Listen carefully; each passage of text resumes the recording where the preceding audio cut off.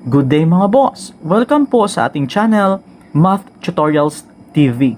In this video, we are going to discuss how to find the family of solutions of a given homogeneous differential equation. Are you ready? Let us start.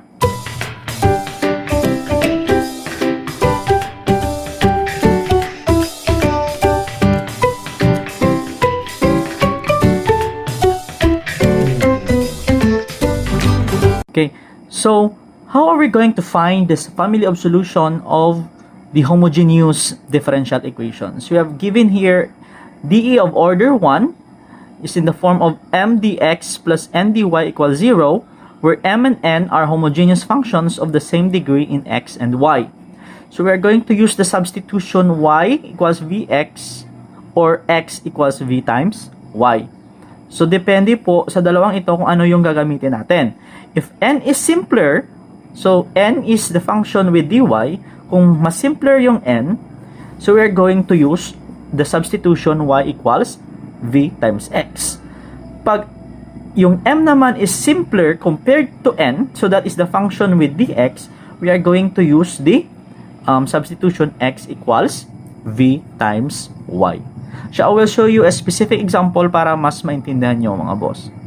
Okay, so we have here, find the family of solution of the given homogeneous differential equation x minus 2y dx plus the quantity of 2x plus y dy equals 0. So kayo na yung pipili kung ano yung inyong gagamitin, yung substitution ba ng y equals vx or yung x equals vy. So pipili lang kayo kung saan yung mas simple. If n is simpler, so you are going to use y equals vx. If m is simpler, you use x equals vy. So actually, parang pareho naman lang yung n at saka m. So, para sa akin, mas simple yung n. Eto, yung n that is a function with dy. So, if you're going to, if n is simpler, you're going to use the substitution y equals v times x. If you're going to get the derivative of y, that is equal to v x plus x dv. Okay? So, yung gagawin natin next is we're going to substitute sa y yung v times x at sa dy yung v dx plus x dv. So, our function will become x minus, okay, 2 times, since your y is vx, so 2 times vx, okay, dx plus 2x plus, so y is vx, okay, times, so dy is v dx plus x dv equals 0. Okay, so next we're going to simplify.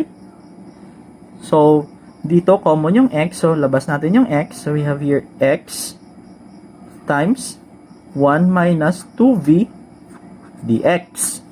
Okay? Plus, dito common din yung x. We have x 2 plus v dx plus x dv equals 0. Okay? Next, we're going to divide the whole equation by x para ma-eliminate na yung x. So, we have here 1 minus 2v times dx plus 2 plus v dx plus x dv equals 0. Okay, next, we're going to distribute 2 plus v here. So, we have 1 minus 2v times dx plus, so 2 plus v times v dx, that is 2v plus v squared dx. Okay, plus, so dito, hindi na natin i-distribute ng 2 plus v times x dv para mamaya, pag gumamit tayo ng separation of variables, hindi na mahirap para sa atin. So, copy natin 2 plus v times x dv equals 0. So next, we're going to combine this because this is dx, this is also dx. We're going to combine this is equal to 1 minus 2v plus 2v plus v squared dx plus 2 plus v times x dv equals 0. So simplifying this, so this is now 0. So yung natira is 1 plus v squared dx, okay, plus 2 plus v x dv equals 0. So now we are going to use the separation of variables. So we are going to multiply this by 1 over x 1 plus v squared. Okay, so this is now equal to dx over, so cancel, this is x plus 2 plus v over 1 plus v squared dv equals 0. Okay, so then after that we're going to integrate this. This is equal to integral of dx over x plus, so we can distribute the integral here.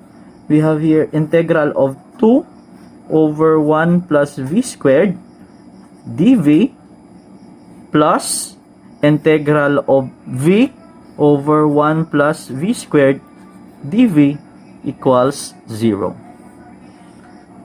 So next we have here integral of dx over x, that is equal to the natural log of x plus, so this is 2, labas natin yung integral, so integral of 1 over 1 plus v squared dv, this is equal to arctangent of v plus integral of this is equal to the 1 half of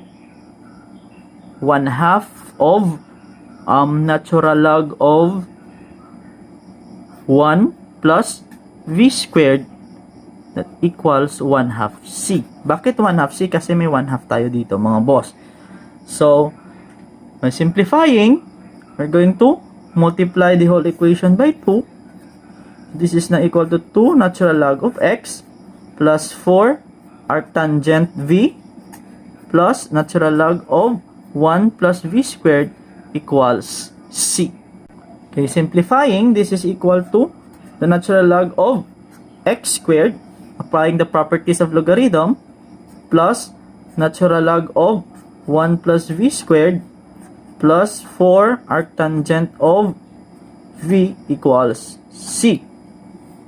So plus this is equal to multiply, we have x squared times, or I mean natural log of x squared times 1 plus v squared plus 4 arctangent of v equals c. So eto na po yung function natin mga boss. We have natural log of x squared times 1 plus v squared plus 4 arctangent v equals c. So tapos na ba? So hindi pa. So di ba kanina nag-substitute tayo ng y equals vx? Yung gagawin natin, isosolve natin yung value ng v at saka isa-substitute natin dito.